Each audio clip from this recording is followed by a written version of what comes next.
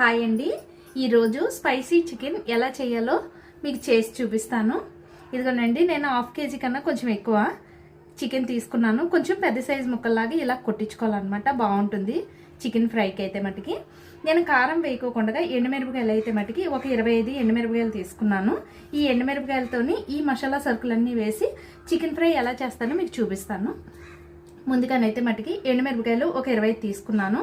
1 spoon ధనియాలు, 1/2 spoon జీలకర్ర, ఒక 5 యాలక్కాయలు, ఒక 1 ఇంచు దాచిన చెక్క, ఒక 8 లవంగాలు, సాజీరా ఒక 1/2 స్పూను, అనాస్ పువ్వు ఒక ఫ్లేవర్లోని కొంచెం అన్నమాట, ఒక 2 బిర్యానీ ఆకు, మిరియాలు ఒక 8, ఒక 2 ఉల్లిపాయలను అయితే ఇలా పొడవుగా కోసుకున్నానండి, ఒక 5 పచ్చిమిరపకాయలు, కొంచెం కొత్తిమీర, కరివేపాకు, కొంచెం పసుపు, ఒక 2 స్పూన్లు అల్లం వెల్లుల్లిపాయ పేస్ట్, మన రుచికి తగినట్టుగా సాల్ట్. నేను గ్రేవీకి అయితే మటుకి ఇగోనండి ఈ సైజు ఉల్లిపాయలని ఒక 4 ఇలా పెద్ద ముక్కలుగా కోసుకున్నాను. ఇగోనండి ఈ టమాటా ఈ సైజువి 2 టమాటాలని ఇలా పెద్ద ముక్కలుగా కోసి పెట్టుకున్నాను అనమాట. ఈ సైజు ఉల్లిపాయలని అయితే మటుకి పొడవుగా 2 చీల్చుకొని ఇలా పెట్టుకున్నాను. ఇవండి ఇంగ్రీడియంట్స్. ప్రాసెస్ అయితే మటుకి మీకు చూపిస్తాను. ఇగోండి ఎండుమిరపకాయలు ఇలా 2 ముక్కలు చీల్చుకున్నాం కదా, ఇలాగా ముందు మిక్సీలో వేసుకొని వీటిని ఒకసారి మిక్సీ చేసుకుందాం. ఇగోండి ఇలా అయింది కదా, ఇప్పుడు ఉల్లిపాయలు టమాటా ముక్కలు వేసేసుకుందాం.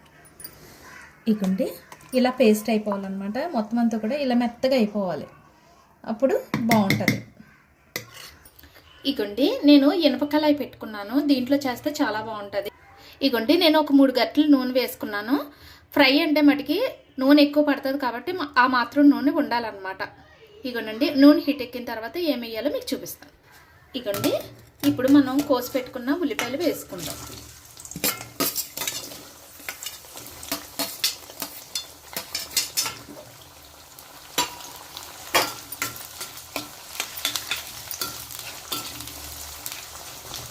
ఇగోండి పూర్తిగా మగ్గక్కర్లేదు, కొంచెం మగ్గాయి కదా, ఇప్పుడు మనం పసుపు వేసుకుందాం. పసుపు వేసుకొని ఇలా కలుపుకొని ఇప్పుడు అల్లం వెల్లుల్లిపాయ పేస్ట్ వేసేసుకుందాం.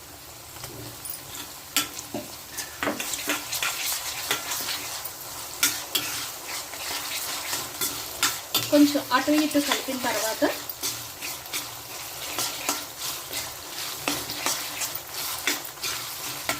ఇలా బాగా కలుపుకున్నాక ఇప్పుడు చికెన్ వేసుకుందాం.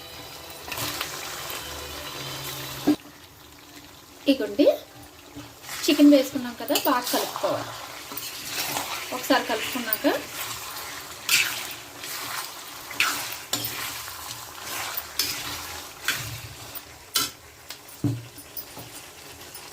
మనం ఈ పేస్ట్ అంతా చేసుకున్నాం కదా, ఈ పేస్ట్ని కూడా దీంట్లో వేసుకుందాం.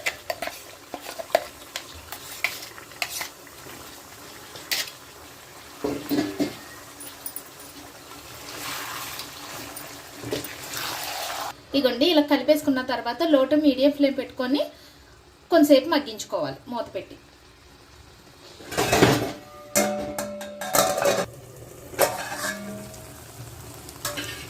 ఇగోండి బాగా మగ్గుతుంది కదా, ఇప్పుడు ఉప్పు వేసుకుందాం మన రుచికి తగినట్టుగా.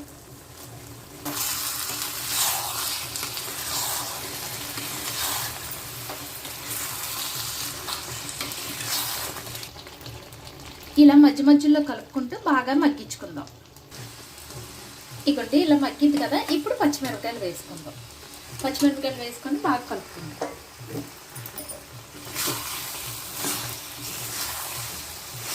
కారం వేయిపోయినా చూసారా ఎంత బాగా ఎండుమిరపకాయలతోనే ఎంత రెడ్గా వచ్చిందో.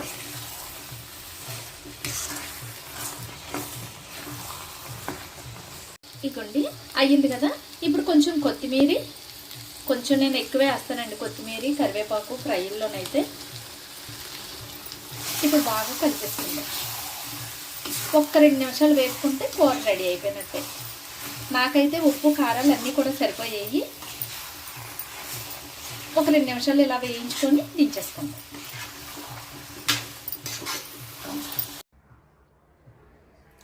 ఇగోండి రెడీ అయిపోయింది కదా, ఇప్పుడు మనం రైస్తోనైనా తినొచ్చు, చపాతీతో కూడా తినొచ్చు. మేమైతే మటుకి రెండు కూడా చేసామన్నమాట. ఇప్పుడు ముందైతే మటుకి రైస్లో కలిపి మీకు చూపిస్తాను.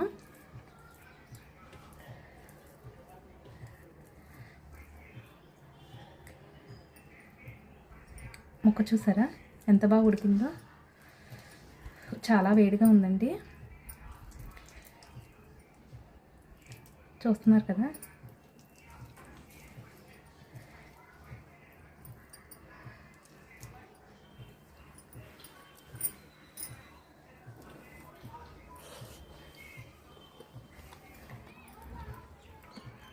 చాలా బాగుందండి.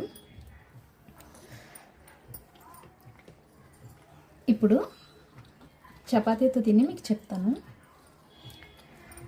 ఇలా చికెన్ పీస్ పెట్టుకొని మరీని కొంచెం గ్రేవీ పెట్టుకొని ఇలా కొంచెం ఉల్లిపాయ కూడా పెట్టుకొని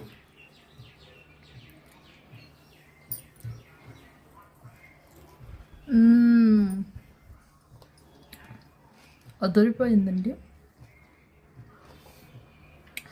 నాకు నోట్లోనైతే మటుకు మాటలు రావట్లేదు. చాలా బాగుంది, చాలా బాగా కుదిరింది.